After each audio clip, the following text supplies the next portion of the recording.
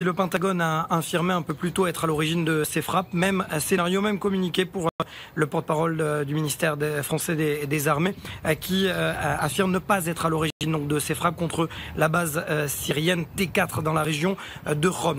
Et pourtant, hier, les présidents Macron et Trump s'étaient engagés à apporter une réponse commune et forte contre la frappe attribuée à Bachar al-Assad, l'attaque chimique contre sa propre population. La question est de savoir qui a procédé donc à ces frappes cette nuit.